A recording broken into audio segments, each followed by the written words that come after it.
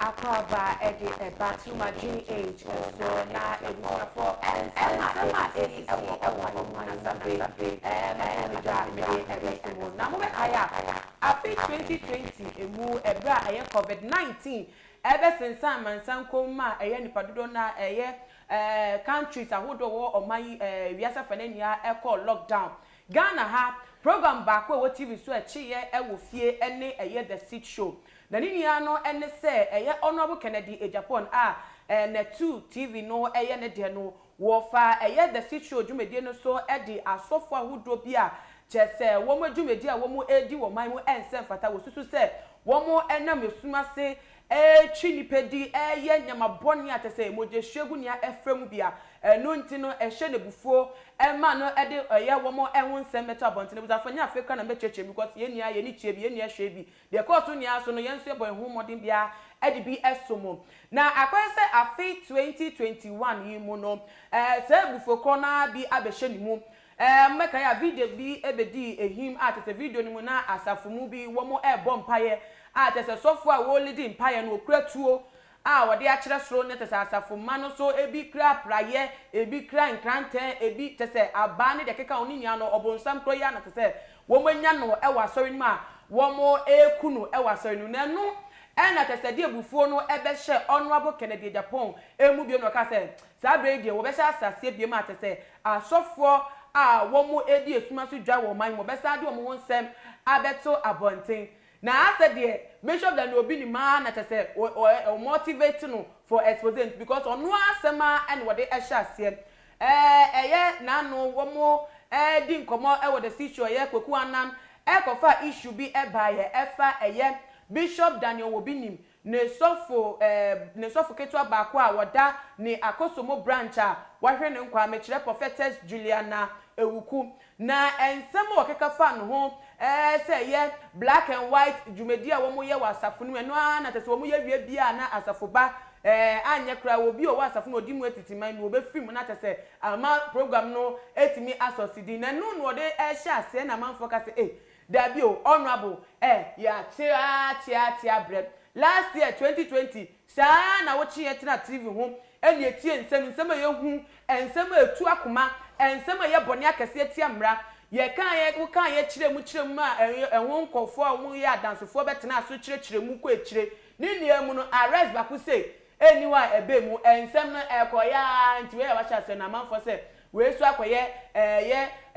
adade bi keke a wo pe ede promote ni channel enti no mama na hye ase e wo sa kwani so nebutafo se ensem no se na esifa boboba no saa so na won so odwen ho ana se die mpa ene asem a ekoso ewotim na ensem biti se no se de yentimi nka na tra keke age munye obi onu so akodare wo sonsum nsemu wonu no obetimi akire mu akire se de nti a ensem no esa ema no hom so biem tie no nti yato nsa e de afre odifo kese pa odifo peni a ne din e de prophet akwesi o wa say ye beko ensem no nti for weni edi eche na wa ba so de a bomodia na sene eye linki elma wadofo wadanfofo obi bia no no so emhe bi eye live wo chat no wo comment ajonchwe no fa bata ye ho na tese ye ko no so wo mu bi na obi a e ka ho bi na nkomodie no akoso wano ni ti bua me niema odifo no akwaba odifo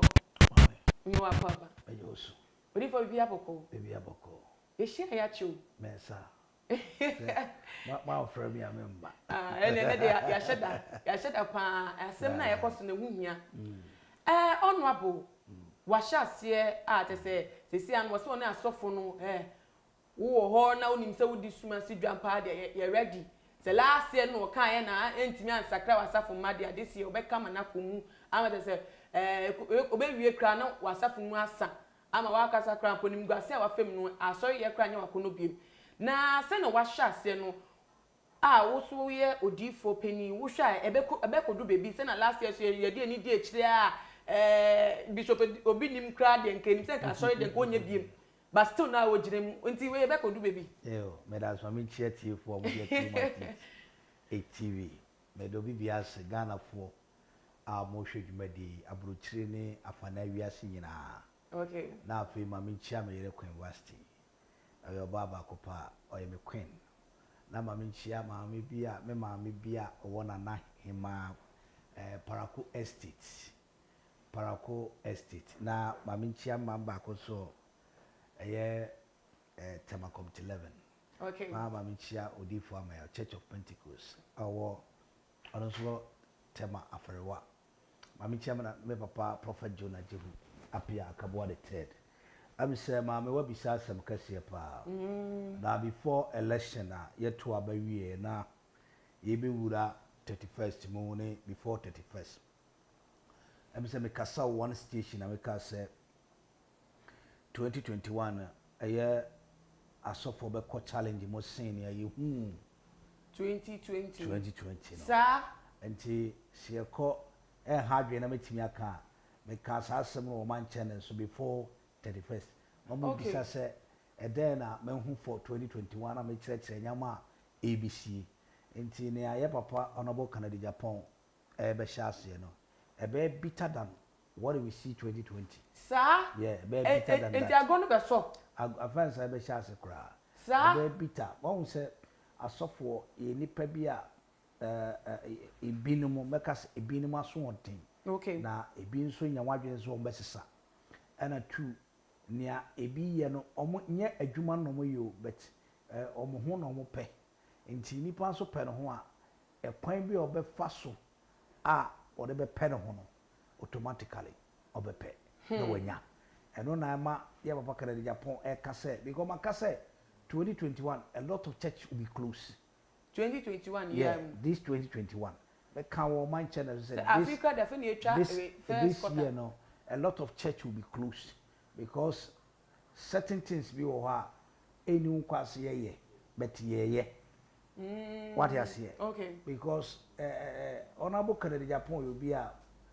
the determination if papa say be our preview see you na two but it's one of the officer nyame ehihia or the cleaning na safumo na two yeah the seat show to be precise okay because anka na see 2020 na ka so for yen change your attitude ohwa if 2020 eba 2021 watch night we be kure ho kuro na de na nyame so no aba form na me so aba form because the part feel say covid ba what fie nti wan kwa so kura o ye okay nti no we don't say sorry 100% and about 50 or 45%. Ni na ye aso ni ma bia ye ya insurance na ma ne apotia papa ma mbem kakro nti na metiwase ya pacho say expose ya honorable year 2020 na affect asori ye yeah affect asori bebre nti no na so ma asori ba no some of churches square no up to now ntimi operate really yeah some of the churches are even though members no kram nkwa so bi wa obekono na sofu nkwana na yere neti ho oh because of uchi exposes ni bi no e be affect churches yeah it is a for somebody ya na eba no maka before 2021 make 2020 ne say a lot of church will be closed churches be brave cruise no ni ya expose na and yes expose and ye line up in spiritual no ya hyehyɛ what I say and ya hyehyɛ no so no etwa sɛ ebam na hwan de bema saa asem bebam nipa and ye use no na they use saa the platform no na they close to some churches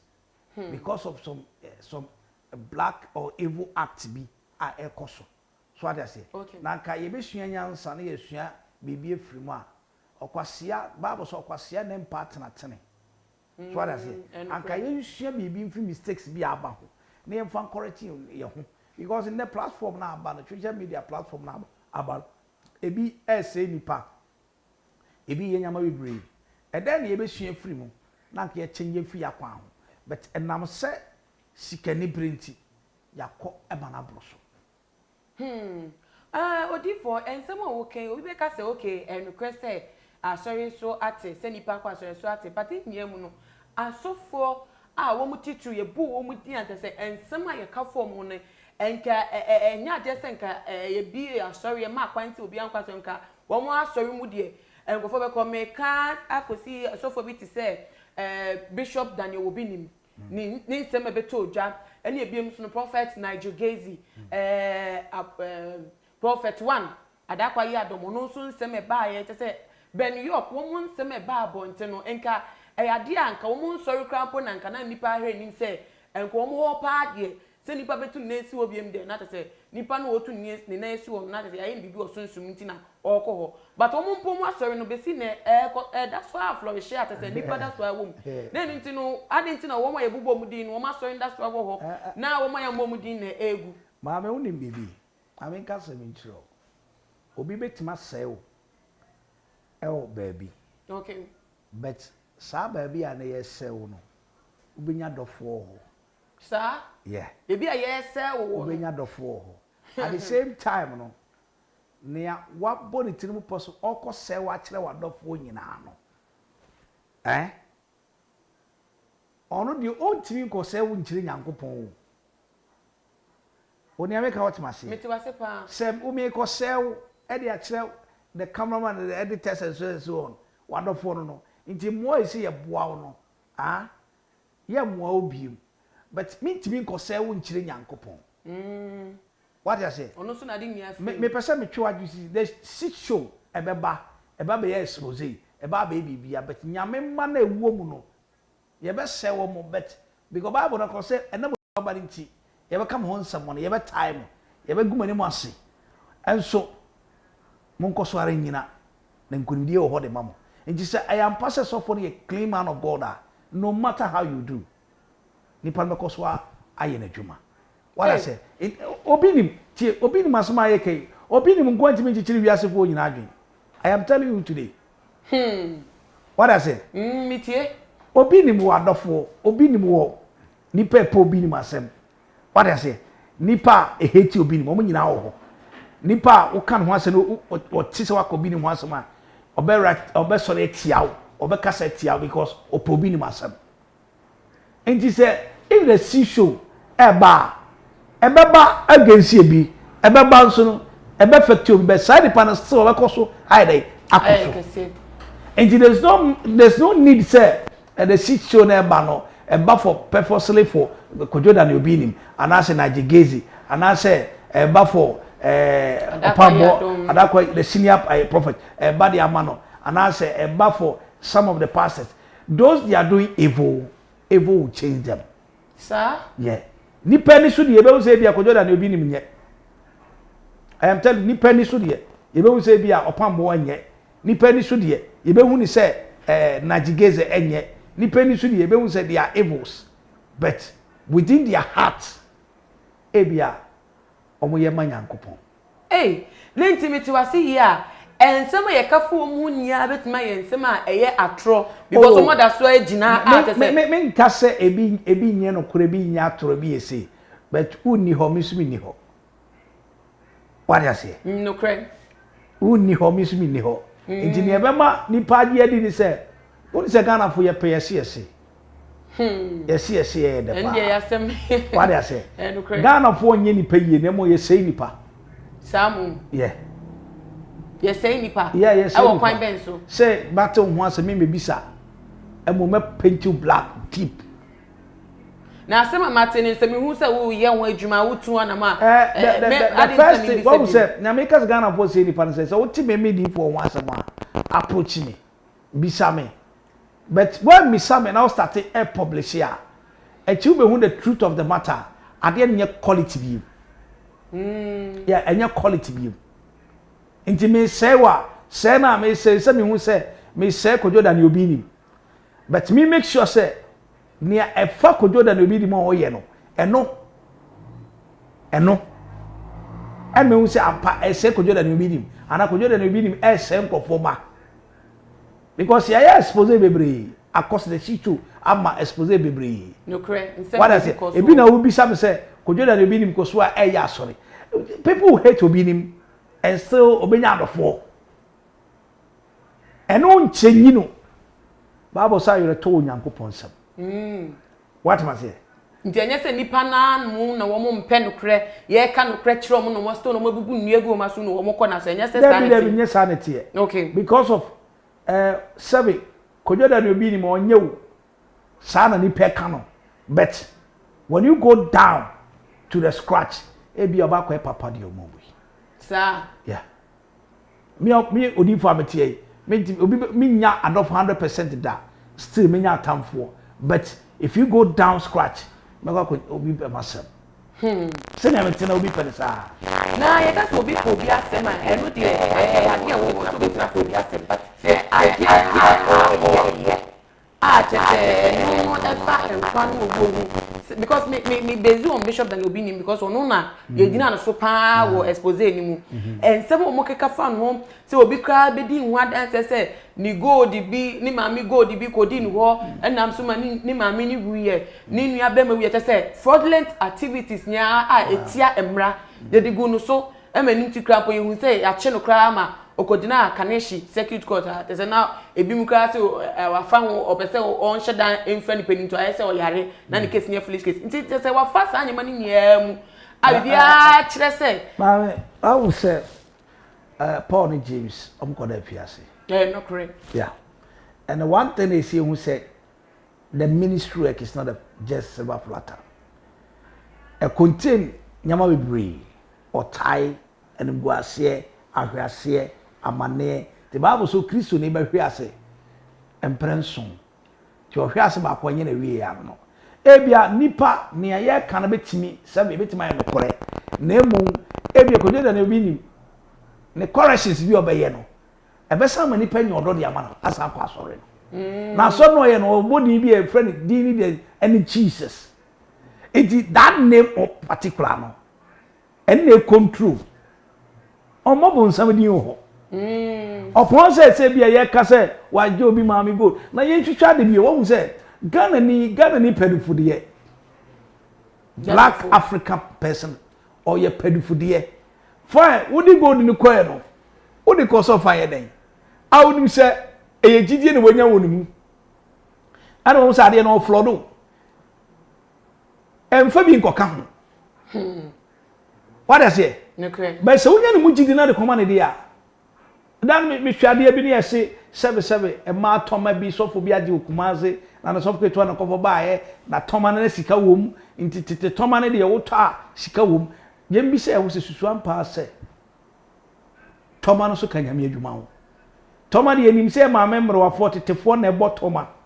what I say okay e ye den ye ne kopia so dem ma toma ne tumi yira wo sofo office na sofo kura wo de toma ne ko e de wo office Bible says oba no ho ofo no ho nya fo obu ni nsa no ho ofi what I say nti se sofo ogi toma de to officer o di fia ba office ho but sa ni me de nyansa ni nyina ye de eni ho nti me honorable Canada Japan so be expose a me condemn sa act no but it's still a bit fetch the bass ones afrimu what I say nti di yake ni ameto ase ya womu shesumasi disumasi japa wasofudie mu womu de enye na sesisi ebo womu din but womu de o ma sori mu egu yeah womu ye woni pa bi wo ho a Canada Japan hu o ma mbomudin okay but the message now, the honorable Agyapong message now all sell it across has taught some people lesson. Actually, ebinom nyansa ebinom hu nyansa say ene me kwa sorry a hwe mame ka sam kiro ade ba ko eye mobo Christianity mu ni say Kristo ni aba ho a Christopher na force of mama ko ba bia nku anyo a Christopher na yes na wo so for some of the members mame ka sam kiro hwe ye wo asofo okay pastor e ware asori o ye sofo a o ware asori apostle etete asofo so that say okay bishop why is why adwuma na wo bo why mo what tell let's say we call it bishop when you experience what I say okay now let me say mama kasa asem clear na prophet so onyame de asem si so ka kire o man no so a teacher for evangelist for the five host ministry ni nyina ho but what we say ebia memma ne ti sofo nan ase and ebia wo problem so yantwe awurade no ko asofo ne de sa material no wo no de be mawo ebia soreba no so nya otwen wala na so ye de no wa free ho no ko ba be fufuru a ye be hye ne nkom onyame de ko se kire ni kire na su ni ban bia wo ne free mu enti na wo ka soreba nim se na wo ye ne nya obegya wa asore kwa asore fufuro enti na asofo nkani na enti no asore man to pressure mamu yes okay asore man be to pressure ma wo sofo na wo he ba kwaji eduru sir yes because oni eni abema prophecy wo ka no kra so cheme man na won ase what I say me I am a prophet I was born to be a prophet okay from my generation my great grandmother and abaye nyame adwuma obedwuma no ba ye no so yesusum nyuma wa me ware asori no amaye sofo ba na obey D4 ban commission ni ba ohu eka eye ho ade okay and o shen come to say be wo D4 bi e be fana kwasi ye wo na obey yare for some certain years onye 9 months or 6 months 2 weeks ne be wo no and esi ye wo 6 months 2 weeks sir yeah me 6 months 2 weeks premature baby premature me premature oh okay what I say me say no come shen afa me ho a maba wiase no so we are sofo na say we evangelist na teacher ni a I am telling you say we di mechi a odinji bebo what I make out say okay we di mechi a we nji me dey bebo because metima ye bibia bi minim ahaban meti ahaban ade bi wa nyam pa bo ni kwase me ko di step nyankopon wa ma metumi ni ani ni ahoden say ti ahaban we fa yesi uwi amako afabo e fa yesi enti se wo na wo ti ho a wo hwe TV no na wo hu me se bia me yesunsu made no na wo sofo nsu ni sa ni no na me ba asofo bebre me nya ba asofo bebre ko challenge ma asoro ma na de wo makum na enu ho dum kakra na me show pa say ya hwefo enti ase because wo be yesofo wa na wa je atum se be yesofo no mama enye ni panyina na nyame de am obi evangelist ne wo evangelist wa hne wa azizo so buni ada obi adwane ko di prophecy eti na prophetical office ne esun mama esun ne tade na wo enye wo calling ha na wo na problem ne ba come the software no wo evangelist wo software wo teacher office ni nyina egu ahoro bete omu nyina ya adwuma ba kuma eja oba ene hon konkon osisi wuti manu wuti mu a o ti eja ni mu no correct but ya hwa de we nipa de asema me kama e mu oduro but why I want to say me tell no me pese sa program we anka ye wie ne we extend this topic and people will understand where no kwaso no so for 8 teaching about salvation you should understand and sit where the salvation is nanka as uko ma me hwe kokole a ye wo mutusi kokole wo mo pan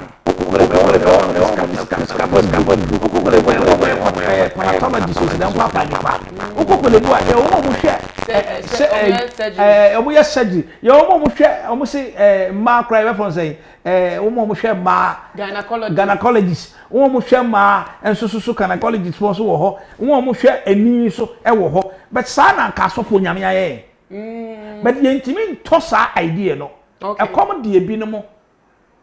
asofo become the omo so they will run from evangelist to prophetic some of them enya evangelists nya chicha biem they didn't know woman for woman sign she dwuma sin ye say okay so for them you calling you what I mean ka say me so okay I was electrical engineer I was an electrical engineer as a full-time pure electrical engineer me yet electrical project or different village town and me ba ko ye bi wa catching na and there was a call in a permanent ahonti e say me baba start me ba be nyame achi okay as a young guy me nyi bebresa as a young guy na nyame adom wo me so na me san hu sika na me ye light adwuma e na sika was electricity and this go na nyame twem se bedi machi nya kaza na femiti ahomeda ho e na me pini ma me nko Bible school here. Let me see it clear. Me nko Bible school. Na wa ko Bible school no. Me muna bo mfia. But oba manima. Ade a me de seconds be ye no. On temase. Wa me baka yes be abosumsum ni. Sir. Etwa so mo ti ase se papa we ni office ni. Wo so office ni. Wo ko Bible school. E na ye hu se adom ekita no. Unim kasa nti be evangelist. Ti ase. Wa papa bi e friend ya papa already started. Me penase bibre. The papa na so we evangelist and that office no eye peak and wa ma ho so aya kono what I say evangelist side no wa ma ho aya aya kono bo papa nti ma this be ma hwe ni teachings I mean to me so invite me e say early in the morning me bon pa we say me tie the message me want the books me go through it me fa experience teacher hu hia evangelist hu hia prophet hu hia bishop hu hia na be number one so small boy or say me apostle general say apostle na so for say na watete wo so for say na we training wo then you call yourself apostle into one apostolic faith na fai ontumi nya apostolic faith na person prophetic ebe wo sister me say me chere haba metima che within 20-30 minutes no it will shock you bia so de adwuma be adwuma because me wani ehwe saade ntu be ka tell me say what Bible school memra Bible school e be dey school dey makobi adwuma me maye within short time no wona wo see for apostle ntini ye nti hwe obi friend ho apostle no aba me ho papa me hia we bi cd ni eboa me hia we eno na amanya me dwuma no aba paste and cut and paste whatever cut and paste. What I say? Okope no da koto no. Thank you. Okay. Enti no na obi evangelist o hyenkom. O hyenkom whatever. Ye wo discernment spirit wa abetimenti. Say wo bom pa nyame say ye mfa so mo so mpa. But it doesn't give you authority to give a prophecy. Shade it doesn't give you authority. E ma wo kwa say ko hyenkom. The fact say o nyame ni nkyere say wo ye prophet. No. I don't know yama yeni asofo bebre okroma I am a prophet na nsu ano tintinti no bana tawugu nu ko ho. What is nonsense? And then any problem we are there. Abba. What does it? Mati wase wo ho na ye hwe ye latest issue Kweku Anan host of the 6 show Dibetu Dwafa Bishop Daniel Obinim ho efa me associate pastor prophetess Juliana Nansenya and won semeta about say we film no. Wo mo kira Bishop Daniel Obinim free 2018 basic 2021 or program bia organize ewo na story mu watu din black and white na say dwumede na no mo de ko ahombone ni owuo sunsum na say owuo amopam owuo de fi asafo no emu na according to host Kweku Anan wo kira every bia wo mo be ye sa program no wo bi free as obi asafo mo free mu say mysterious ekwa of fast di wu no wo be dwu ha won ti ase na wo kira efitase no wo say first from year 2018 from 2018 we be see 2019 mu and that say ni associate pastor bi friend Ernest ni yere ewuye ni wuye pe na Bishop Daniel Obinim ehwehwe aware fofo de man no say wo ware ni yere ni maid of honor odi na chi on the wedding ase enu enton ho no kwa no sa ye program ni biem 2020 na 2020 de no ye no enumu na the prophetess Juliana Ukui de FM ehwere ne nkwa sisi ade 2021 de o maye su no obi fufuro taye osha ewo Obinim asori mu onu nso afemu ewo dwumede n'echi etese dwumede kro na echi o nti no o de pa che se pattern na afulu nti na eche se asori ni mu bi koso a eye ne bone so na me ka ko sisi say last year no eye 2020 omo expose no omo kan sema ye hu sei womo kan sema a chese otimi sa same way die ate the nipa no waka ne ni tuemu sei esi aye won fi se me ma so le bae a wo do matifo obetimi da ba ma ene ya ebe hu sa sema waka ne no but ya tete ho a yanko hu de kosi ye ena abepie mu se wo masa sha se wo de sha se de free bishop dan obinim ne nti no wo sha papa na wo mabo mutim person person mo se no keke ana se ensem wo kan bibi wo ho a wo no ho a ye bone a se ye hu emfa no ho wa me da se wo se ebra na NDC MPP koko say the pink sheet is not tally. O say the pink sheet is not tally. I and you are not there. Me no you know. But I mean can say koko na baby a wonya na info edi free no. Me ni hobby. Also ni hobby. Na me nka se kojo da obi ni wodi nipa aye sacrifice. Me nka sa de no. I will not say that because me hu ye. But so ma kan ti a to ni petim. Okay. Na me ka se baby a nipa be share wo no. De a wadofo be pie o. No correct. Nti se if it's true se yampa se omoye program be the black and the white no. Nipa wu a owo de e follow mo obia. No correct. Owo follow mo obia. Na mama ka sa asem we. Me wo ye wo sa de o me sunsun nipa me bie page kakra bi di amount. Alright. Page na me bie amount ni. Ye wo insure bi wo ho a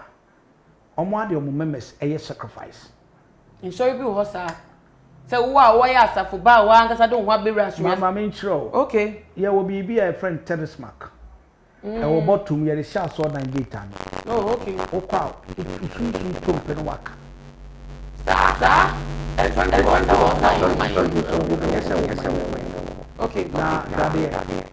So ka ono e control. Na 2 ebetimi abase wa honhom bi ho mo abetimi aba wo. O meka che so makwan ma yemfa wo memanye sacrifice na domumra. Enya wo sofo na wuku nipa no. Wo sofo de wuku ye. No mo abeba be fa emu you just give a proof. Enti o mo abeku na eno no etimi mficha se etimi ba be ebi de 2 weeks. Obetimi e sha se na be 2 weeks ana 3 weeks bi nipa be wu asoro. Sa Se ukoyo wusum na nipa ba. Ena bi won so eyeye ukoyo wusum na nipa ba. So, eno link was 0 bet, ye fra bibi 0 bet. Na sa 0 bet se moja ide asan wiem. Sa tumi no omo ne control sa empire no. Hey, Na ye bi sa se nipa na ye kasi omo Jordan Obinim asore no. Misi owo ho I quote it again ena yare wo ho yare achi no wo na wo ho bia na nipa na yare ne ho dodo no ena owu na ba ye won so bi won so a bia sofo no in spiritual na ho ode nnu certain level bi bia na ode asorema ni tu anamo bi na ahoma fight no na a fight na eyi nipa free wo cherie o bia ye white and black program ne fa nkunti ahomone revenge how make me take revenge was all wa wo so fun kwa woni mu hwe nti mu nya den a ade nti na wo schedule de na me ka se ye wo certain level bi a ye wo asofo bi wo ho a they don't deserve to come to the ministry work wo ye sofo a wa koma ye wa ko Bible school ni a church say brabedi sofo oba abo nipa no a me pacho ye wo sofo bi ko Bible school bo no mo bo nipa no ho dada e bi say let me use these churches praise be asofo no order Pentecost aso members no order CAC members no order but those are starting afresh wako Bible school awie eso onya members no no mo ya asore to bo so ahie mu ha no no mbompai no ko house to house prayers no ko no land prayers oh low land prayers and we share ha komiti mbompa obuti mbe bobi wa oh sa yema ni nyina ba koso na koso ahade na fe no obedi ba bi no ohia tumi sunsumu tumi sa tumi ni san kape na adwen fofraba no fight say so tumi ti asore no o fight say so tumi ti asore no nji obeku sa afi la show no na fe members no oye direction na mfa oye direction na mfa hwade Ube say members ni omo bi direction na ba bom pa ya ohu hwe. Na afi wa paka tso papa direction na me ye me hu hwe o. Me ye kura still afans ade ne kosoro. Afi na e the pressure bro no asofo no. Inti the pressure be bra na fu bo sa fu wura ba bia ye wura. No of extra power. Inti okona extra power is all your sacrifice. Inti sacrifice no bo sa fu the more mu hia bom pa na ba ku kim no de wa ye. Or do you ever say nipa ne ba no wa pe be no ati asori. A confirmed sacrifice. You cannot return it. Hey, every year be any pabako. Every year be any pabako. Yes, of the but sacrifice back on and confirm. The sign the amount says so to me return confirm as a sacrifice. In Tinyama Bebrewa, ya papa can in Japan, ya me the situ, Kokwana, ya papa in Japan, ya menene ya say. If that thing doesn't wipe away on the system, oh, ubedi so for krana, it was a free as of the generation. As of the generation, papa prophet Jonah Jehuapia na akabo the third papa mi chia o ka se mi kire me o se wo na nka Nyankopon list ya etwa se o de fa ne mama ma edwuma no na nka won ka ho sa yeah ana me bisa me sa no no bia wo ka ho anka nyame anka wa hu na emo wo great grandmother me mama to no ono na aye nyame edwuma na ama wo bie kwan ama wide wa befam Inti edwuma ni siye no una na ne kwa no nyame nyo bia nti eso fa wo saa eso fa wo no ye wu e apama da fie nti apama da ho nti mimi se mi be di sofo no ka se Nyankopon na efrem se kwasi bra ma yen edwuma na me hu ni se ni a anka me mba wo because electricity mi call na sika mi gigi contract akachi me gi about 12 village a contract a sika pocho na me for my me ba na me sisi post ko ba na me gi sika gumbotom me ba be transfer them of chess obi abeche me biaza betime didi no na nyame adwuma na du ba be so editing mo sa fe u kreti azan u kreti kontompo o ma false prophecy so that say or start afresh and then oba no be didi akuru mama me aso mama bi ba mo say soft picture say sika edi to aduani o tro di ngusu a mo do so pom bom pae no wagigi sika ni nyina na o di jatu Washiska we also be answer 553 and tun sunu. Others say, which is the fake minded? A fake akwanchire. Which is kasai? What I say? Which is kana what brainy punish so what kind of revelation baby also na musika na bro. Musika ni ahoden. Na mo munjiji ni na amfa nko altar so. Na mo mfa enhwire flowers, e kan nhwire flowers. Mo mfa ntwon nhia. No ohwefo no sora na dwede su no ye sunsum nyuma musika no so na ma sore ba bia ne sika wen dey enyina revelation say emphasize no me sure say ya hwefo no bepe etie o pese etie sunsum sem na bi say na is pattern dey boa it mo sika do so dey obi a bepe say e dey confidential o say sunsum ade na o dey confidential entina me ka say wo ye sofo na pese wo na me ye pa wonji bebo yeah wonji bebo because 2019 me be my prophecy be bring any pantiase before 2020 me can say nyama mu be din na nyama din asofo bebre be teto mu so di asofo ye nu asofo nye very careful generals for any a police for owo basa be koso e man hwom hu ye be kan na bi ntiase and it's working a year adwuma system no rough so what I say engineer papa kan na Japan be no so kaso already the certain churches should be close. And a Ghana force, they be any attack back. A DNA should be so, and a way you ye, Omukra Castle being an Omkrana that Omoya evil. What I say? Yen him say Kojoda no Obinim yet. It's become Kojoda no Obinim, not be or Sonia Mieni. Sir, yeah, yen him say so above one yet. You ever cannot reverend above four, no Sonia Mieni. What I say? So who are you to judge? But yen just said, Nay, come, a pepe. Near me, papa can Japan, so they barbontino. Obiansi ho kwan we welcome the expose ya gina wa wa tu say me ametie say me die pie mu a me de besua nyansa so what I say nyansa be na obe for him cover say baby a me ye mistake ai honorable Canada Japan be kan no me hwe say me nkoye bi me correcting mistakes so what I say me hwe say me bi me correcting mistakes what I say that man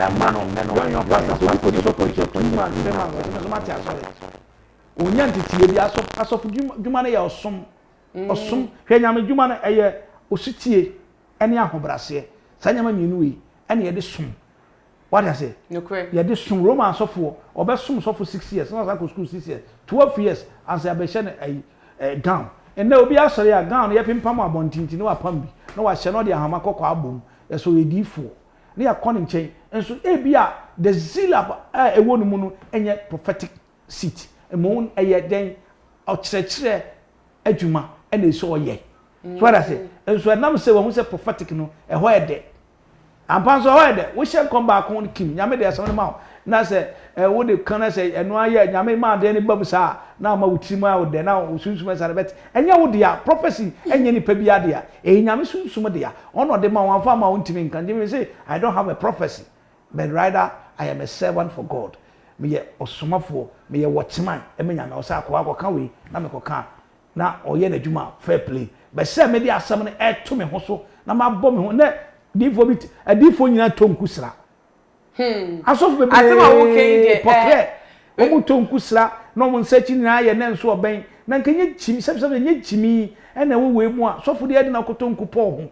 wo si nyame na afro de na otonku ɛde pɔ ho ɔsɔfo gyina no so ɔdifo gyina no so na yɛnkotie Angel Bishop Daniel Obinim wabɛkasa na wabɛkasa fa nipa adwen ɔmo ɛfa no ho na mbɛsɛ yɛnkotie ne nsɛm ɔkan no ba na tɛ sɛ de ka ho bia ne asa de ato aso ebusafo yɛnkɔhwɛ video yi mbra sesi a aye wo fi se me ma so le bae a wo di machi for years wo se mabusuo ni bia begina ma so dem se na meboa wo binim da me na meboa wo binim ye wade bo wo nya me da o ye wade bo wo nya me da wo de wo pa kase wo ba expose wo binim wo betima expose wo binim wo fake news wo nya obi ma ne metena sen kase wo binim kase me nya me ho yalefo da wo nya bi Obinim ka se menya me ho yalefo obinim ne me hyehyɛ ho no ɔhyɛ me nkom unye bi da obinim ne me hyehyɛ ho obinim ka se menya me ho yalefo obinim ka se menya musa na me mra sɔre unya one person cause menya bi da I'm a genuine man of God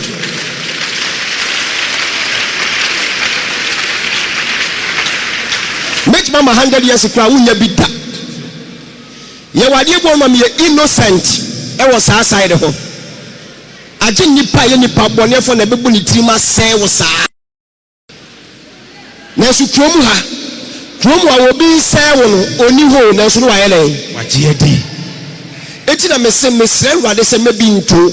yes. Now you paint two black, yes, sir, which you know, boyfriend or girlfriend will fear we area where you Miss Uber 2 if you are what baby still a better for sale. Woo! And the job in your bema for baffle for Fanifa baby. Wouldn't it come? Not wouldn't it for baby and confound more story. Oh, say, we be yaba. A probably before swinging a number, crowd friends. Me who bread this on and me sister is on and while your day. Oh, me person me one. Hey, bra sister, I don't want to know. Dabra want ebusiafo the Angel Bishop Daniel Obinim ono enetete yakotie na woka enye ensem a amanfo ka to no so a ni niamu no oye innocent se no ko se amanfo no se wo mu painting the black eke ono de nyagopo ahyeda asa no wo ye genuine man of God mutie no no aneka na asem na odifo amanfo keka se wo hwe Angel Daniel Obinim ensem amanfo akeka fa no ho Jesse, emu prisons a wakwa ba any the amanfa ye bia senka wonu de nka na asori oye pa de nka enwu ate so ni nim se nwu ase enka wono na so ni niemu that so de na so ni bibia kire se oye nyame ni pampa ngofo mo kasa ansem no fo mo so no mo ya adwe yeah me no mo ya adwe wo mo se enye nipa na so makojo Daniel Obinim tu ono no o se nyame na afre no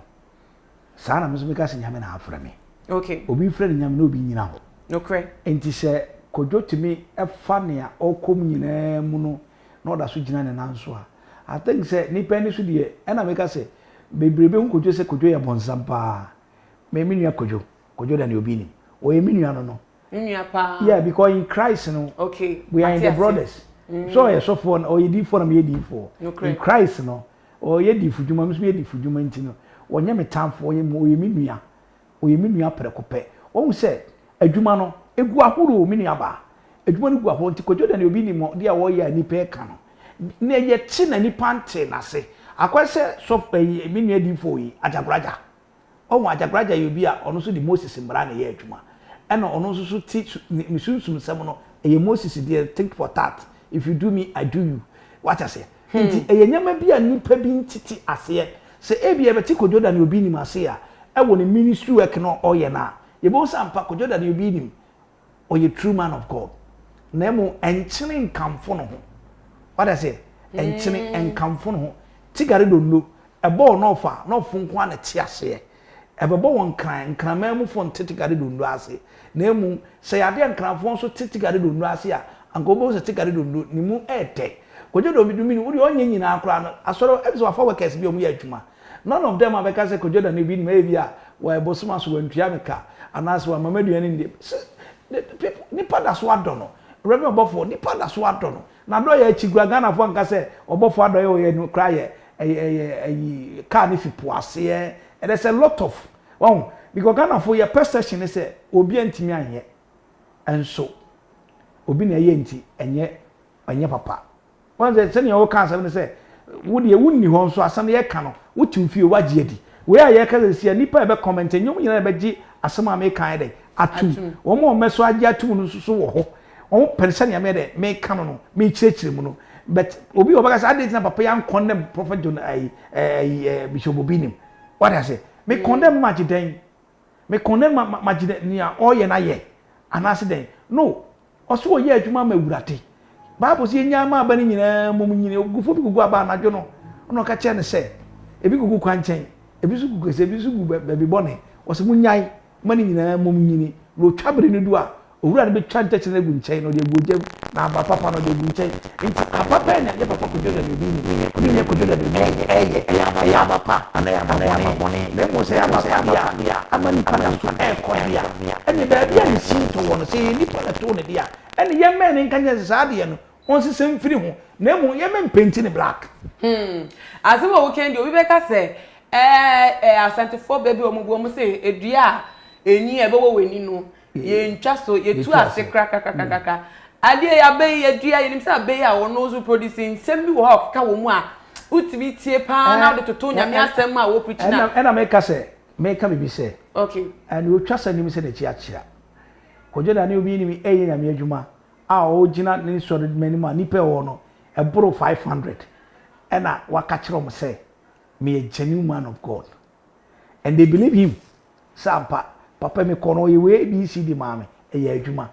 so ada say me ko pambo ye ABCD mame eye adwuma opambo message that they say preach for ma ho or preach for ma ho I can tell you say now ushers ne nipa nti opambo ase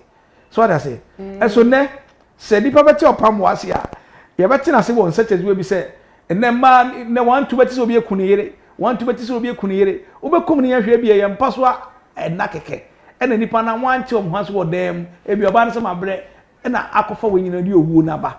wo enti ebi ne nyame na de sa bride ne de ama opambo one say on kasa mfa sa ho no na say papa kojo Reverend Wachi also preaching nsem bia all kan so bi ba no office all kan papa na ebi fi say wakọ akire so but ayebra na etwa say ebi all kan no ai da bi nti ne ye kan say wo ti obi ho asem a manyi ni prekopa hwehwem na ye nipa na to no se ne say mu nko na obeka bi dia ene hu se wo so to so dia say na nipa beka fa ho Bishop da ne obi nim nsem dia enye ni nia no yetefi amanfo anu ebi wa suma no oka onu aso onu aka ne nsem o ye popular person ena me ka se wo kojo ebia na menua kojo da ne obi ni betimi aka asem no bo ka wi a ebia ne correction no ebia wo mo wo no ho no ena ise correction obi a mami chewa de be recently me baby ana meni ne ko baby ana dwane dia me friend na no mba ena onyumi one day no so oba me nche oba no ye bold no betena menim no say feel free and talk oka template papa ayana me dia asembia ba no abagu me ka se menye wi ya na wabagu nti se bi dwane dia sir what they say and I love the way the boy ni present ade no o ma mani ba me ho so me da say ebi a me nyi no mesesa ampa so me nyine mesesa fi nyama bi ho kan ni mi say we di nsamfo a na wo ye made na eye me ya mechiwa to spiritual prison yeah mechiwa to na ma mo maintain ho abiko wa offend me na mo sunsum ahodi bi o nti metima control but ebra me nyin bi be hu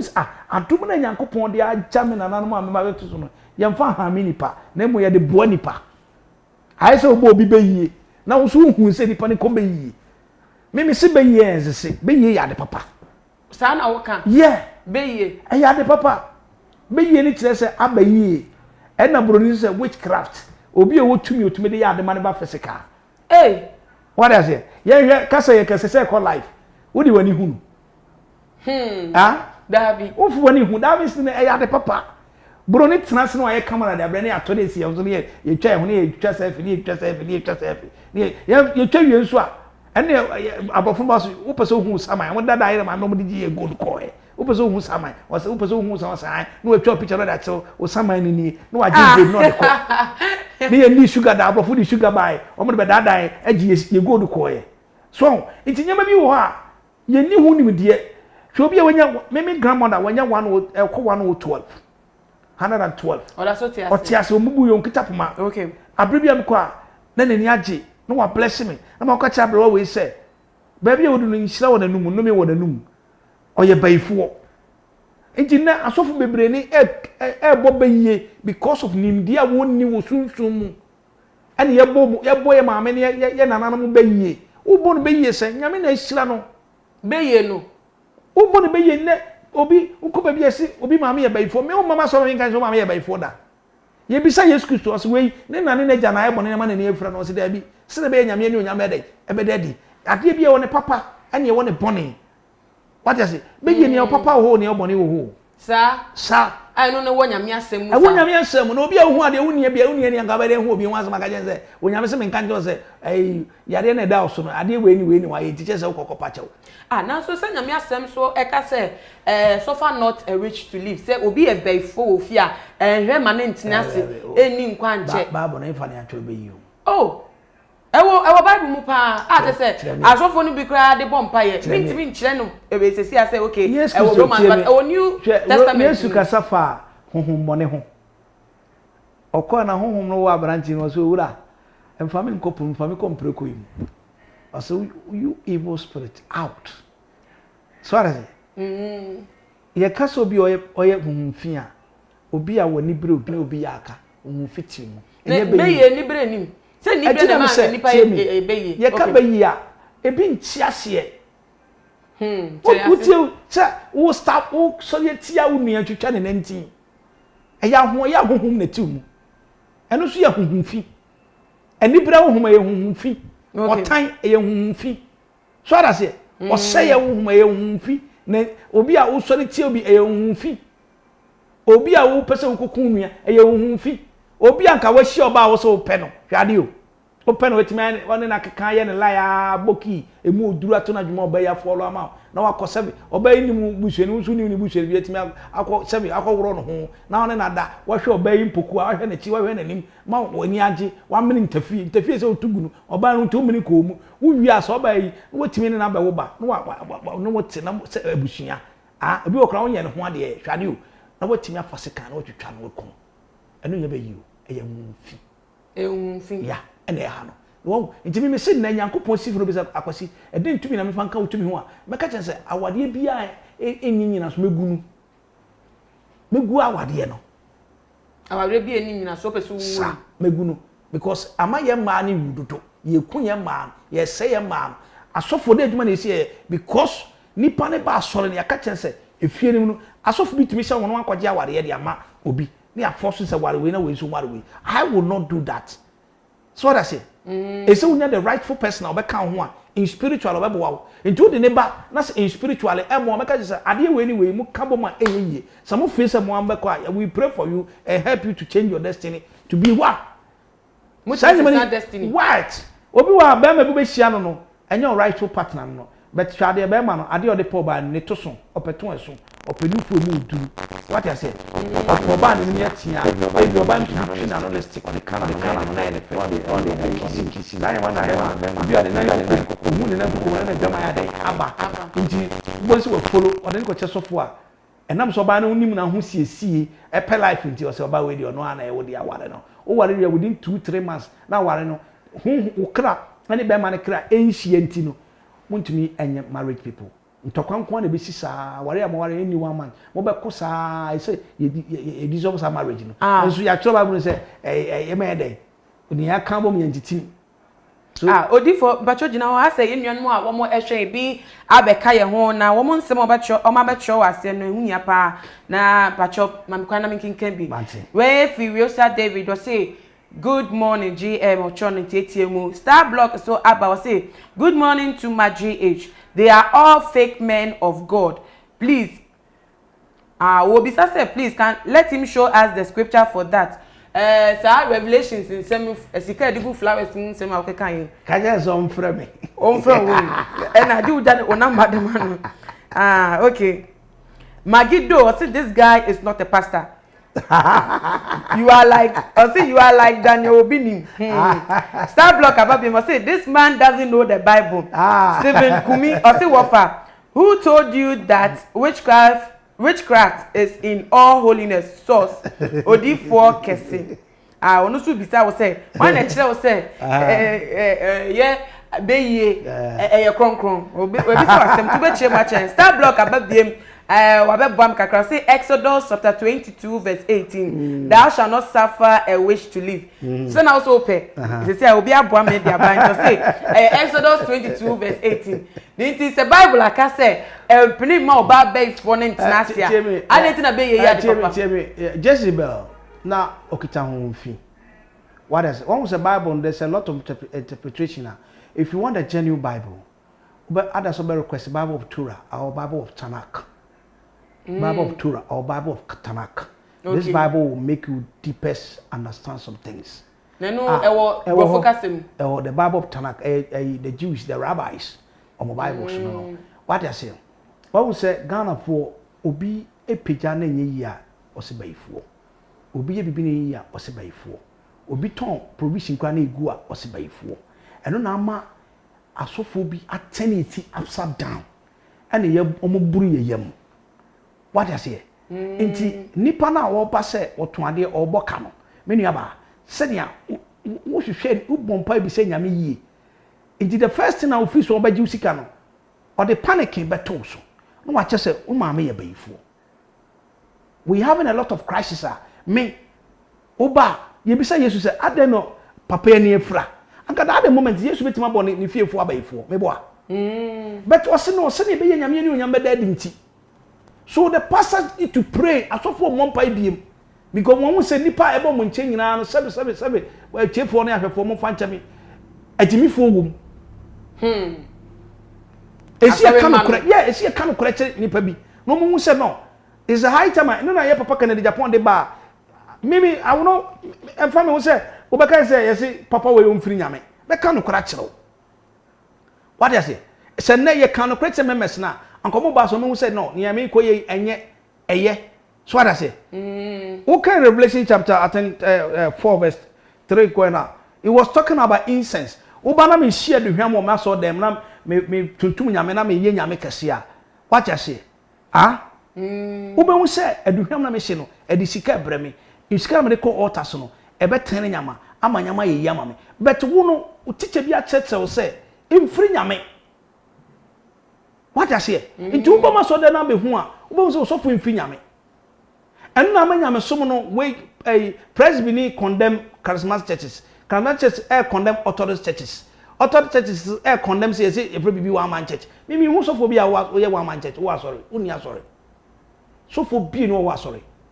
So kasa sorry ya odia e da obewu na sorry bebu enyina. Until we need to understand say ade bia e won original e won counterfeit. Engineer nipa na oka se make us be ye konkron ade no ye wo otie ontie mi kasa ne make us ya ade bia one papa ene ye won bone what you say what you say mate wa se na se yantie ase ne ye hu se okay abro bia nyi ofie o ye baifo wo ye yomba otifie na onya adwuma wo ye baifo e bia wo generation a wo sha ase no wo maame no papa mo nya baifo generation na sha no obi na wo maame no papa no so be wo sa nipa no ebi otu anamon kwaje mu afi baabi ana wantua ho abode na atene abeti abusua no nti won take time nipa ofie nya bobo wa bayifo okay na wo ka say we say obi osofo wate asori say unkwa na asori ni si uso a ufi ma asori ni bekuno ama akosi ye nsem a eto aso no eso wo sofo pani bi na wo la pass ya sofo na ni oti ase no odin pa dito but also what say di me awe prophet Lawrence tete Dabi Lawrence Agyapong na odin pa amata say the programs ahodo ye oil of eagle na ta say otimi ton me wa sorry them na ton me 5 million e excuse me na make us wo ho nyamedwuma no ye woni nyame afre no ene ye woni a o pen ho anya ntam no abewuram wo se aso dem nya marketplace enya marketplace yeah ye nton ade wa sorry nton ade wa so dem okay but in no ena make us nyamedwuma no airtime aye time ne say obi kodi support 2 weeks 3 weeks or so no say support ya sorry into your possible ways e dey ade nyanu okay into say wo kona papa na ton me a me nkoto bi wo hoda na maka kire obi say kotobi me ma soro me nton ano nte wo ye what I say me ho me nton ano nte wo ye ye kanya me asem ewia se sunsum ne onyame sunsum makwan se yenye sunsum nyuma yenka hintasem a na yaka hintasem enti wo a wonton bi ne ma no ye bone ana se wonim no kra bi nti na wonton ti enye so bi ton me nton ti ena ema ne nye bone ana se me ton mi nti na ema ne mi hu no kra no ade anya enye what I say okay ade anya enye me nim twere ne se aso dem nya market enti me meton market ye den ade wo asori nya market what I say enti se wo ba na me fa no nton na me ton 10 million 15 million as hwe anonto we no mo ye kra bi ye de fun hunsu ene ye ti mo ton ade wo asori no mo ye fake omo fi na me omo nya papa ho ne ye wo problem no ho ne ye wo problem ho ene ye wo problem so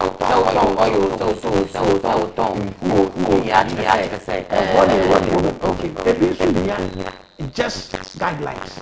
ebi hian chere say yesrew ade we men e na tell me ka so for bia be mistake number 1 asore man na top pressure man number 2 omo no ho no omo advice ni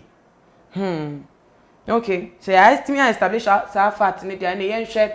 yes so for me bo ni din odi for Lawrence Agyapong ebribi na wodin pa rescos la pass rescos pa worship there oye program rough na me ni programs na ekopa na anche ana so fu efrim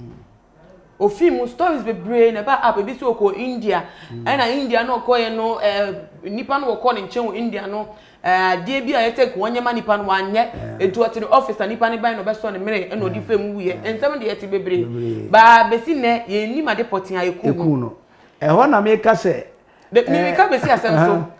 na wo so fofofo bi apabonten a ono ne de ne se wada asum da ya mate se da ye ni mu no ye de na akopie mu ewo abonsam jem na abonsam jem ho kopie no saa wo sofo dito yi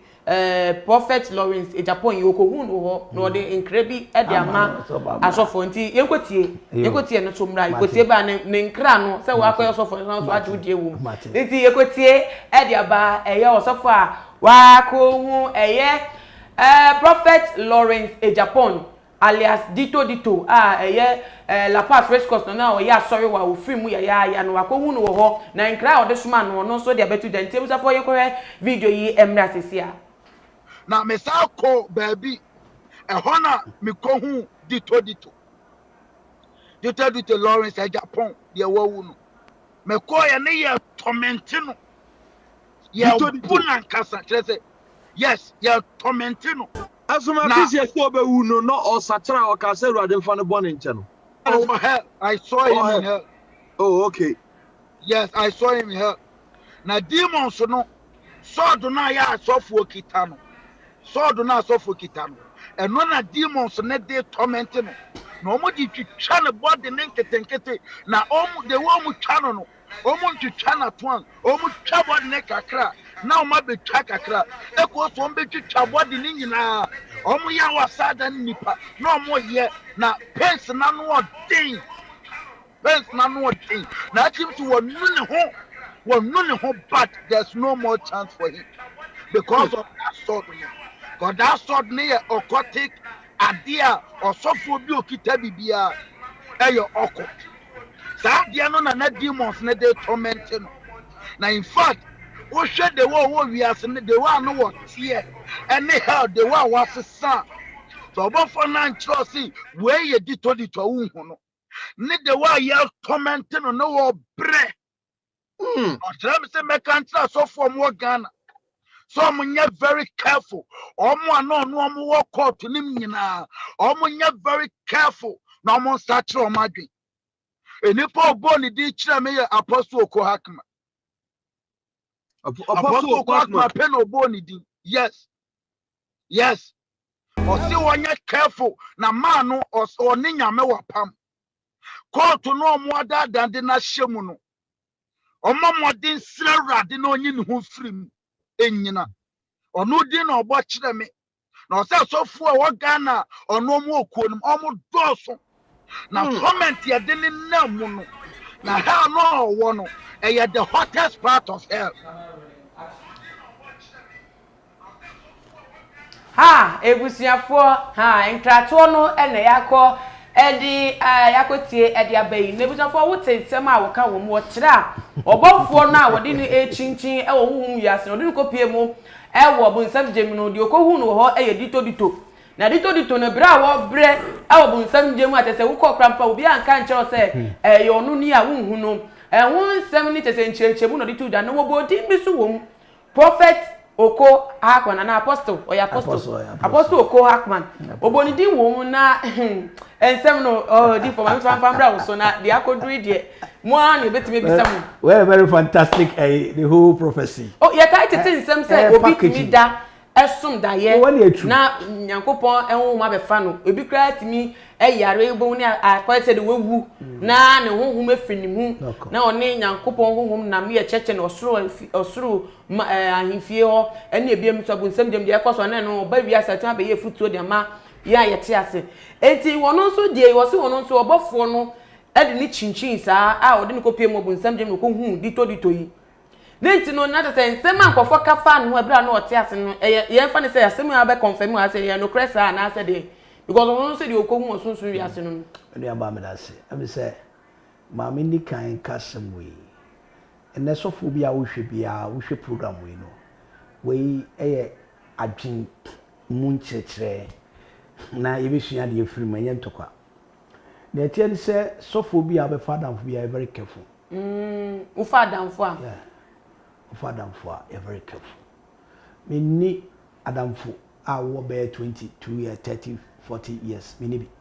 uni adamfo no me ni sa adamfo no okay madam for me won me papa no mpanifo mienu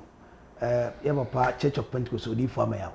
okay Church of Pentecost me papa no me ko makoje futuo ni nim de nyansa me papa ba ko so ne prophet Jonah Jehu apia kabo the third me ko makoje nyansa ntia o ma dwi mu dopa so I don't make friend pastors me ma obi timi twi obi so easy e ko courtism ni ono father for won say wo sofu ni bi ono wo bi mostly asofu muntie me pa obeto ade de abechew ebi entare na wa invite to brefie me ni di na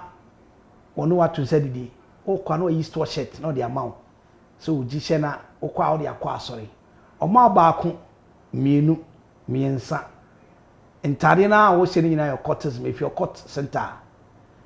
what is say hwan edu be wuram they say siesie wa drink ya ma asem opese won kan chiro invite or dey ma wa na obe force say oh na me nua yifa na wa fa na onyama koye ma manfo ba asore sa ma me kwa asore ni pa tu kura na wa me ya asore many jisama ko tu ni petu okay because obi nyame adwuma for so many years one so Noah oye nyame adwuma sa afo ni nkwa da nyina oyi okra ba ko pe nya na ma nyame okra ben one so or kanya me asem Noah or kanya me asem de chenyi nipa one so no nyae nipa ba ko pe ene etie Noah yeah na kuma da ka ko ye bi dem yan ko toilet mi so that's it nti sɛ me ma ko ma ko bi na pa India I think so a lot of soups my yard nti I don't need a pastor friend what does it and then asofo ne bi di omhu hye asofo ne bi mu because asofo ne do certain level da ka mu oye oba ye ohya no ye oba ye ni say nti wo so pese o force wa na no nya adamfofa ere na benya wo say oye wadamfo betima wani onyam hye na akosoro wo kra wadamfo ka because I am telling you today say I mean kasam tro me easy to convince asofo me dem puppet crab ma say me fo adamfo be ya soro ma sorry no I feel say onyame na ama me message say fa koma me ma say me kona asana nyama no oni me ho ahode ya me wo na me de ama nti na me ka say na asofo ni nyine dwane ba prophetic na no so ye okot wo there be onye okot because oye teacher ni oye cheche no oye evangelist oye apostle ono ato no ho apostle ono akọ Bible school ya ordinary apostle awo bra woni branch oni asori nso ya apostle what I say and o sha se ama na ye djuma wana bra bom o de sa me share one boy bi na man bi yare na papa ne frɛ me kwa na sofo no boy ne ba ne sofo no oba na omia papa ne fru come out in the name of Jesus come out na papa ne ba no so kita no nti o ye no gina papa ne so o ka se fire na akwara no so aka fire come out in the papa nsu a wo mia na fru sori gina ho no mpega papa yi obuja papa fam brim na nti ha se ebo fam moja batatatata afa ye na moja ntwame to me hu se me yesofo ana me yedifo mitiwodi nti moja ni twawie na me de tena bi za ne se onimi ana o se onimme ana me se me yedifo papa no si so wu a ona wakunu o ma de nya me kire me yema papa no me fa ordinary water insu okay ordinary water ana me fa papa na ne baba slippers I friend chalo tell me the shuru me bompa egusi na me sa hoden wo de ban awurade mfa bi megunu mu nkonkon ye adwuma me we shuru papa so daddy me bon 3 times say sorry o sorrow na mo won sa kind of office we eso ehia mo bia na ni da ho ahweyie kukuduro nukuredie pepepeyo nti na ne ama prophetic office na say ne say enkofu bi abam bi de wo mo abehjem sa enye wo office no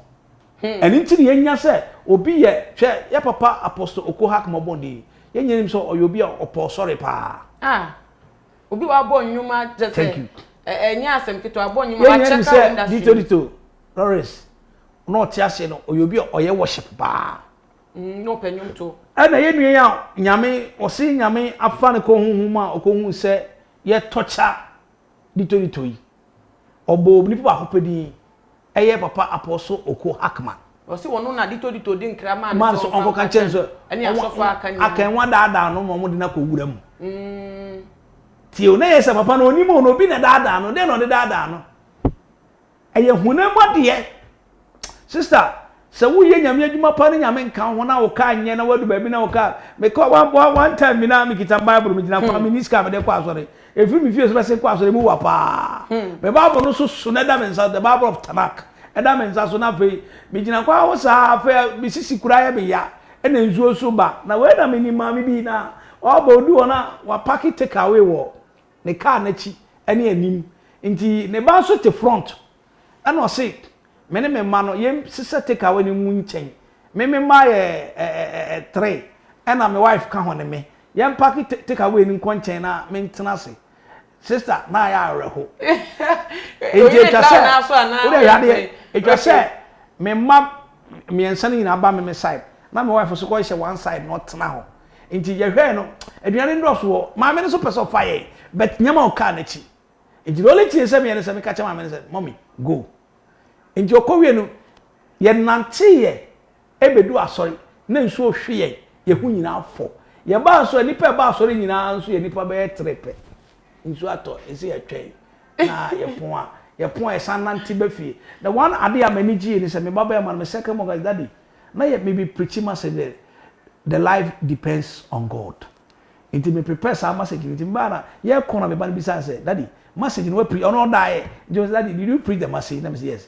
the life depend on God no bisa me say yes was the thing life depend on God no say whatever you do in this earth until you invite God say this are enye so me fa me yem but me nya ho hyeso asofo say na be nya ho hyeso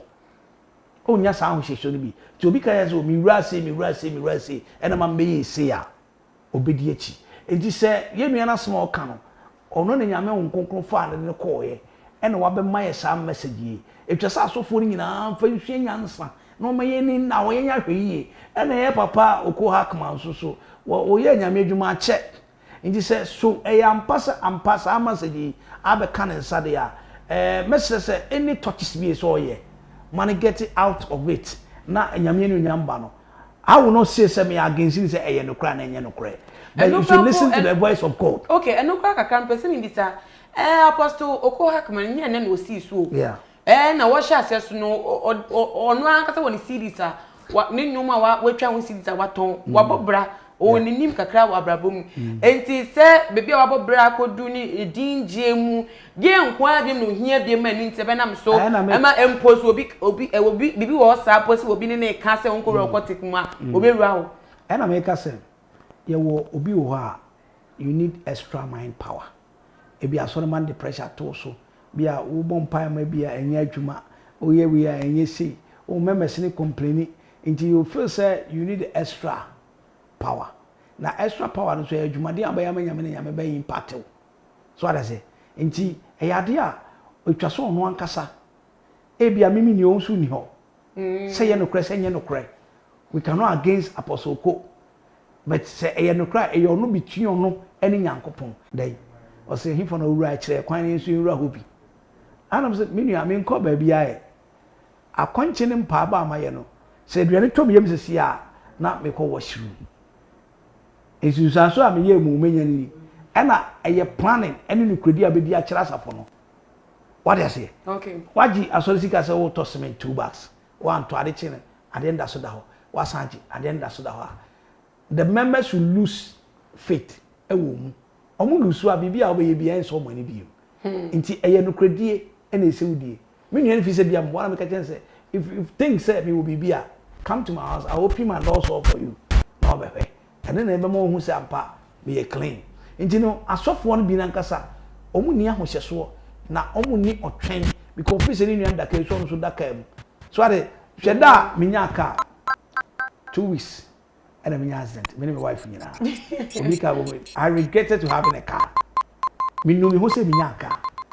so ade say nti satam so na obi me e da bi abreme me atie da abreme ne de da bi eja me twi a me to ne din chamfa na me so happy but da me nya brain home use car I ye register ye I de car ne ba fi ma pon asore me ko hwema asore ba bi sada na me nya emi 2 months 2 weeks na me nya car enti me no me wo se me nya car no na me feel say me nam fam pa nkeye sa na nya me wo bre a opeso e dey o ma me bi na me bisa na ntem dodo enti edu ba bi asofo ni e pa ho de ne ntem esi nyo twen ne betwe ya I think sanka ye papa kan Agyapong ba be kan kwakwa na ne be bai anka on be kan nhira nsem mu amaye se Ghana asofo ye ne onyam biem sa na akodu yeah na me pese ne bisa se e fa abrante ne nsem a ode abetu dwa fa hell ko ye nua me pese bisa se mu asofo no mu ya we se bunsam jembi wo ho na ahobabo abe na mo ye e dia ma ho atemo sister muni ba se wo menim ya betie menim sa atemo ho onipa ne abedua na betwa na wu achi no etwa so nipa wu pere do wu achi atemo e dai ewo na unwuma wo ye no enne do ba ko bu ate nti we know I know nti munim pa why not me hu se wu e me fa so me wu ya mada na kuntebo kan atin samsa Psalm 90 verse 12 na o se twa se nipa wu pere na wu na chi atemu wo nti wo etwa se nipa bia wo so ye nyame adwuma bia no echire no eso hu ne wo na hu ne besi na wo ye ne etene enye ne obedi nko a what is it okay enye ne obedi enye ne abahye because me share mabo ba akofo more than 5 years every one answer na me talking abobo na street no every na me talk am na street no so what I say and also church say me ko dwene okot e say asofo no ye ni da ho wo ahohom e da no ho nipa ba asore no abe no so be boa wo obo adu ba bi obewia wo owia wa owo upper hand wo so we yeah owo upper hand asofo pay gifts no I bring me drinks no I bring me drinks and no I bring me drinks asore be ya de no I brought drinks mama ye ni na ho si ani da ho I think enya sa problem we me usuro me yenchama de nto aso mi no yenchewa de nto aso mi no odin pato gina ho maye wasema wuken saa so na Robert one so I can say we should be vigilant please. Star block so about see they are all fake men of God. Let's not forget Satan was a worshipper in heaven or say obonsam kroyi kra ampo no no so no so tunyu nti obi tunyu no obonsam de manya wawa no abia must say forget about the worship they sing. Mary or say God bless you. Augustina answer or say na catch Mary so nyame nsia no wate or share into wate Augustina answer say na ma you look good and you are doing a great job me that say Star block baby must say the late prophet Dito is in hell. Apostle Oko Akman is fake. By their fruits you shall know them. Please, let's be vigilant. Out to me say amount for achoma dream pa and seminal and wona. Ninya muno ye the baby here. Ya kasa bebre ya church and semu bebre na won church no me sure say one moment ase no muno ya dwom so muno anya dwom mu afa ho. Baby, say bibie no a obenya no pepera me ka say baby a nipa be staff na ho a obenya dofo ho. So what I say and na you say won nso no ontimi nkose won kire yankopon. What I say intino eye left and right unyani nyina pepe na obi bia so a o kire na dwen no o right so be kire na dwen. Some guys who say Ghana they right near there. They say the right here. Etiana Arab scholars have a job right. And you very umpa. Etiana in the right. Arab is have a job right. You know you are. Obo say man, me right said baby I can to you see can go. Because I say maybe Ghana ni gave for by some right. Lawyer for because I'm right. In Germany maybe Arab is because you are right. You maybe ish. Work on that to me. We are of course. Those who are right says so come on to. It is how they say going to Ghana no. We are not enemies. We need to learn. You see a shani and I correct your mistakes. Okay. Now we are now I in Shiramaye. Now apostle we there who you man so for me should say be so shade me dey. The akeke nya fa mo ho send the papa mu send the body me futo ben and I will chat to e dey ma who you man so for mo dwuma ni. Yeah, na me ka ti obi bia ne say hwehwima de we ekososo asofo no ma wani nawo sofo woni adamfo sofo no nche se wonye sofo na anyonkofa bi wo fa de wo ha obebro na wo woni ada me tue me ni adamfo sofo madamfo no ye nyankopon ene me yere ene asofo mpanifo mienu sofo bia we are young wo no sanko wo de wakọ Bible school bia doesn't mean say you don't need training. You need training. So for why you nyame adwuma 50-60 years. Mpanifo na wo fi no. Na monye afutu free obo ho. Odifo ko sentwi. Me papa ne odifo amaya. Me koroma kwatra no atumefo. Ne ma me maame amaya. So maame je amaya. Ono so so atumefo. Papa odifo me retire. Na na je hu. Ono so kon ho be tufo. Mompa so fo bia wonyina. Omo ye nyame adwuma wonya mo asunhu do. No mo fa bi mamo. Na ye dia hunyade ne ye de ntentem pa wan hwa ye nsa besi fam ye nua so for maka 2021 we a lot of churches will be closed nti yema ye ni now ne ye papa kana de Japan de ba no e ba cho ye de ni esikojo obi ni mo so ne opambo no mo so hwe ne ye dwe no there is a wicked men of God our and they are dangerous they are western and women as if the tapes ni videos na ya papa kana Japan de ban one where it will be disaster sad expose no person here before and ma election time ne amanfo ne kasa no jai but this time I saw the bar ehu enti yemma asofo na ye youngs na ye ba no ye nsua bibini en correct your mistakes ye correct your mistakes a ye be hu nyama esi ye ne enye ne esi ne ye na ye ndo ye hu asofo ye ndo ye hu asofo ye ndo ye hu ye hatred to ourselves ade this ebasa odi for question twi na betena too much TV na ye okasa ye nti me hwe na me blacklist fi ho me hwe kra papa o me hate no what I say because one cancer me amasophobia odi foi okodi di me papa e bia bishop obi ni matag odidi opambo me papa mo so akoko seti opambo akoko esi we shouldn't be like that we should love one another say if say asofo no omo ye nya ye ntu ye hofu ne ye correct your mistakes unua ya ade ameme kan public wo fi say wo kona kotunufo a kono ho wo kona otie wa ya nyame so adwuma wan tie wa nyame misa ne moja mfiri ho ono obeje so akatua na waje so asotwe na I think say ye ne saa ahoya no ene o tiny person kunya obi tika ma eyaduru obi yesi a eyesi obi kura timi fa me hwa de obi tima fa reverend bofo topic no dey preaching as on masa no dey preach awie adane nyame why that beauty e just want nyame o say na chere members no say nyame nka nyame wasem na say nko so ka no o ise se we hu say so you reverend bofo ade o ye ne nya na opa mo ade o ye na kono ho koyi ni nten so what I say oh nyame dey asema ma me say me kan che reverend bofo eye confidential eye mini ntem asem na watunu akọ ka kire wo ka kire wanti a onyame ni so de message ne koy na we dey obaba abonten e na ayi we yese ntie sin ama ya ye sori tie ho obinim enye but unya no ho revelation de command apostle ko hakmanye unya no revelation de command na mo ye face social media platform aba ye nko send wo so ye nko ton so e na unya ebra wo say no obi e odo no enama we are talking about them but they are still working ejimi fi say so mo betia ebebo mo na so for ye no ye ho nya hatred obi timi ko obi asori wa frɛ no okoje ne memes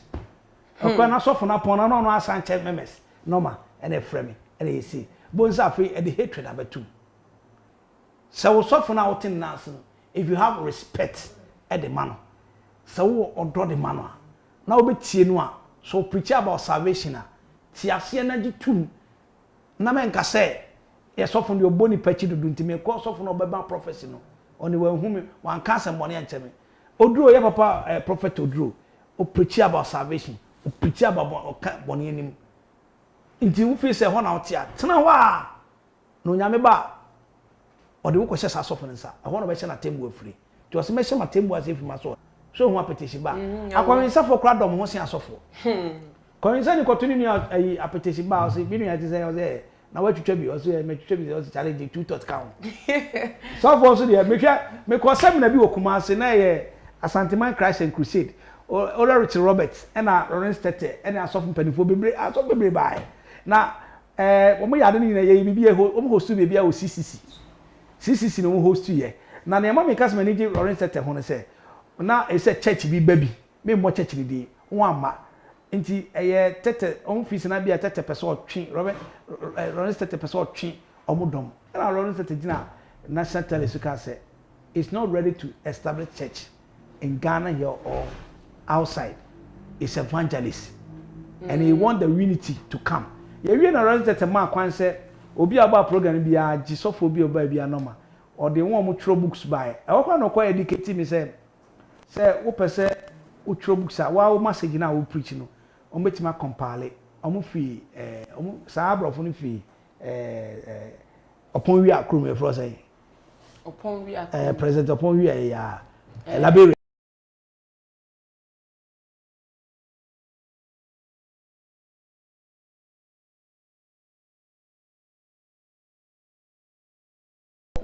what do you say? Okay. But in never so for your time for a deepest attack, we are enemies to ourselves. Me na me ba ha sorry, me person need any muna me de enkoso. Na bisa say we adwuma ma hwan. So we yama nyame no so yama nyame de we need to show each and everybody love. Na me nyame kingdom no enyina. Ye man tie nua ho asem ma na nye de. So ye nipa na to ne de ya so mu say so ye nipa o e betimi ato. Na to aden e na obey. Na ewusiafo wasofo penny ene de ene di nkomo odi for akwesi waka nsem pi wetu asofo ti we de utie ya wonim se beboa no afa emwa wo so a ne we dia to futuo de sense kanipa na agin so hwe ti so hwe ne ba no aye de obetimi aya phone na komoni nia no ebusafo ye de be ye ya ne sa ansa na ye be ko no kan hu ne se too much GH ye wo Instagram Twitter so wait me follow ye wo ho no at too much GH _ Facebook so too much GH na odifo obeja contact Avenya me contact okay but your money phone number enter that my number is 0543 41 91 60. The next line is 0553 40 14 62. but your web first one so be mama 0543 41 91 60. Next one is 0553 40 14 62. Me ala me fa be call friend me answer come. Problem be any. Okay, ninti uhia no say futuo bi obetimi a friend the numbers and odi atu edwa no nebusafo yedisi na me yaduma ebe se di ehia be midi edena na ama ousa makro bibia.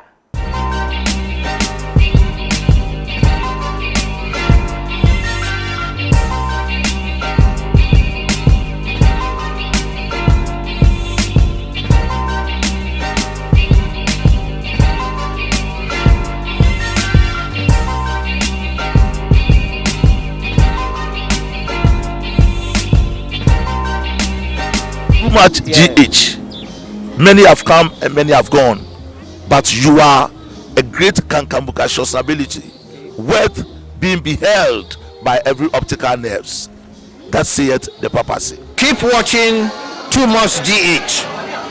and you get the best of entertainment, the best of everything you want. My name is Ohima One. Keep watching Too Much GH. It's the best. Keep watching Too Much GH.